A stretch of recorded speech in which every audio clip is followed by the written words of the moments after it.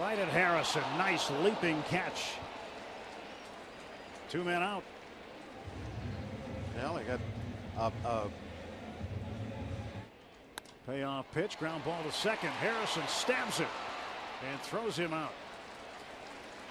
how important was it that McHenry was able to keep that ball in front of him? That would have meant a run. Yep.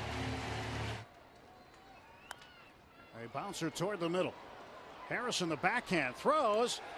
Got him. Great play by Josh Harrison. And we're going to the 12th inning at Busch Stadium. Cruz to right field and deep.